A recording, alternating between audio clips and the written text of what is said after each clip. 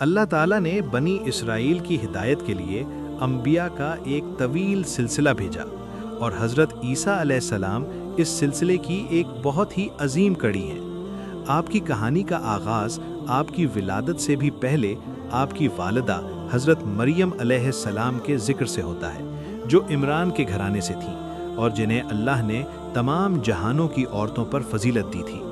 جب فرشتوں نے انہیں خوشخبری سنائی تو قرآن میں اس کا ذکر یوں ملتا ہے: اور جب فرشتوں نے کہا، اے مریم، اللہ نے تمہیں منتخب کر لیا اور تمہیں پاک کر دیا اور تمہیں سارے جہان کی عورتوں پر برگزیدہ کر دیا۔ سورۃ آل عمران آیت نمبر 42۔ حضرت مریم علیہ السلام بیت المقدس کے مشرقی جانب ایک گوشے میں اللہ کی عبادت میں مصروف تھیں اور لوگوں سے الگ تھلگ تھیں کہ اللہ نے اپنا روح یعنی جبرائیل امین ان کی طرف بھیجا، جو ایک مکمل انسان کی شکل میں ان کے سامنے ظاہر ہوئے۔ حضرت مریم انہیں دیکھ کر گھبرا گئیں اور اللہ کی پناہ مانگی، لیکن فرشتے نے انہیں اطمینان دلایا کہ وہ اللہ کا بھیجا ہوا ہے تاکہ انہیں ایک پاکیزہ بیٹے کی بشارت دے۔ حضرت مریم نے حیرت سے پوچھا کہ میرے ہاں لڑکا کیسے ہوگا جبکہ مجھے کسی بشر نے چھوا تک نہیں اور نہ میں بدکار ہوں؟ اس پر فرشتے نے جواب دیا جیسا کہ قرآن میں ہے۔ اس نے کہا، بات اسی طرح ہے، تیرے رب نے فرمایا ہے کہ یہ میرے لیے آسان ہے، اور تاکہ ہم اسے لوگوں کے لیے ایک نشانی اور اپنی طرف سے رحمت بنا دیں، اور یہ کام طے شدہ ہے۔ سورۃ مریم آیت نمبر 21۔ چنانچہ اللہ کے حکم سے حضرت مریم علیہ السلام حاملہ ہو گئیں اور وہ لوگوں کی بدگمانی کے خوف سے دور ایک ویران جگہ چلی گئیں۔ جب درد زا یعنی ولادت کی تکلیف شروع ہوئی تو وہ ایک کھجور کے تنے کے سہارے بیٹھ گئیں اور تکلیف اور پریشانی کی شدت میں تمنا کی کہ کاش وہ اس سے پہلے ہی مر چکی ہوتی۔ اس وقت اللہ نے انہیں تسلی دی اور ان کے لیے کھانے پینے کا انتظام کیا۔ قرآن کریم میں یہ منظر یوں بیان ہوا ہے: پھر انہیں اس درخت کے نیچے سے پکارا کہ غم نہ کرو، تمہارے رب نے تمہارے نیچے ایک چشمہ جاری کر دیا ہے، اور کھجور کے تنے کو اپنی طرف ہلاؤ، تم پر تازہ پکی ہوئی کھجوریں گریں گی۔ سورۃ مریم آیت نمبر 24 سے 25۔ اللہ نے انہیں حکم دیا کہ وہ خاموشی کا روزہ رکھیں اور کسی انسان سے بات نہ کریں۔ حضرت عیسیٰ علیہ السلام کی ولادت کے بعد جب حضرت مریم علیہ السلام انہیں گود میں اٹھائے اپنی قوم کے پاس واپس آئیں تو لوگوں نے طوفان کھڑا کر دیا اور ان پر سخت بہتان لگائے۔ انہوں نے کہا کہ اے ہارون کی بہن، تیرے والدین تو ایسے نہ تھے۔ اس نازک موقع پر حضرت مریم نے اپنی زبان کھولنے کے بجائے بچے کی طرف اشارہ کیا۔ لوگ حیران ہوئے کہ ہم گود کے بچے سے کیسے بات کریں؟ تب اللہ کی قدرت سے وہ شیرخوار بچہ بول اٹھا اور اپنی نبوت کا اعلان کیا۔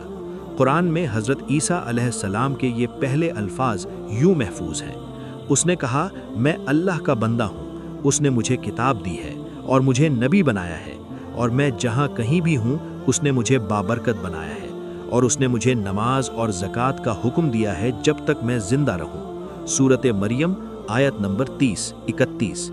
یہ حضرت عیسیٰ علیہ السلام کا پہلا اور عظیم معجزہ تھا جس نے آپ کی والدہ کی پاک دامنی ثابت کر دی۔ جب حضرت عیسیٰ علیہ السلام بڑے ہوئے تو اللہ نے انہیں تورات کا علم دیا اور انجیل عطا فرمائی۔ اللہ نے آپ کو بنی اسرائیل کی طرف رسول بنا کر بھیجا۔ آپ نے انہیں اللہ کی توحید کی دعوت دی اور بتایا کہ میں تمہارے لیے تمہارے رب کی طرف سے نشانیاں لایا ہوں۔ آپ کو اللہ نے ایسے معجزات عطا کیے جو اس دور کے ماہر طبیبوں کو بھی عاجز کر دیتے تھے۔ آپ کے معجزات کا ذکر قرآن میں اس طرح ہے: میں تمہارے لیے مٹی سے پرندے جیسی شکل بناتا ہوں، پھر اس میں پھونک مارتا ہوں تو وہ اللہ کے حکم سے پرندہ بن جاتی ہے، اور میں اللہ کے حکم سے پیدائشی اندھے اور کوڑھی کو تندرست کرتا ہوں اور مردوں کو زندہ کرتا ہوں۔ سورۃ آل عمران آیت نمبر 49۔ اس کے علاوہ آپ لوگوں کو یہ بھی بتا دیتے تھے کہ وہ کیا کھا کر آئے ہیں اور کیا گھر میں ذخیرہ کر کے آئے ہیں۔ آپ کی دعوت محبت، نرمی اور اللہ کی اطاعت پر مبنی تھی، لیکن بنی اسرائیل کے سرداروں اور علماء نے آپ کی مخالفت کی۔ انہوں نے آپ کو جادوگر کہا اور آپ کے قتل کے درپے ہو گئے۔ جب حضرت عیسیٰ علیہ السلام نے محسوس کیا کہ بنی اسرائیل کفر پر ڈٹے ہوئے ہیں تو آپ نے اپنے ساتھیوں کو پکارا کہ کون اللہ کے راستے میں میرا مددگار ہے؟ اس پر آپ کے مخلص ساتھیوں نے لبیک کہا۔ قرآن کہتا ہے، حواریوں نے کہا، ہم اللہ کے مددگار ہیں، ہم اللہ پر ایمان لائے اور آپ گواہ رہیں کہ ہم فرما بردار ہیں۔ سورۃ آل عمران آیت نمبر 52۔ ان حواریوں نے ایک بار حضرت عیسیٰ علیہ السلام سے فرمائش کی کہ کیا آپ کا رب ہم پر آسمان سے کھانے کا دسترخوان یعنی مائدہ نازل کر سکتا ہے؟ حضرت عیسیٰ کی دعا پر اللہ نے یہ نشانی بھی نازل فرمائی تاکہ ان کے دل مطمئن ہو جائیں۔ مخالفت کی آگ بڑھتی گئی اور بنی اسرائیل کے شریروں نے رومی حکمران کے ساتھ مل کر آپ کے قتل کی سازش تیار کی۔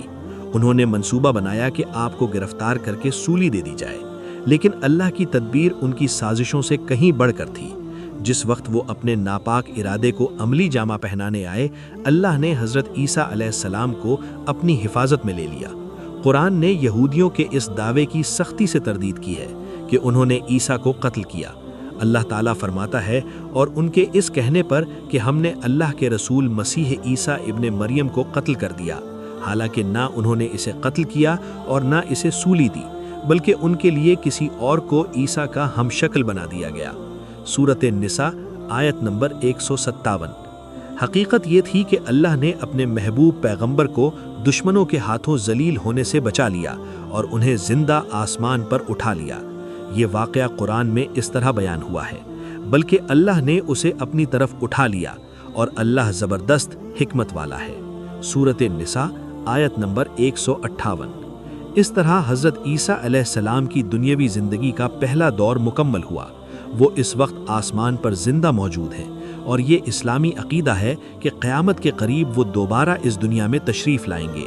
تب وہ دجال کا فتنہ ختم کریں گے، صلیب کو توڑیں گے اور شریعت محمدی صلی اللہ علیہ وسلم کے مطابق عدل و انصاف کا نظام قائم کریں گے۔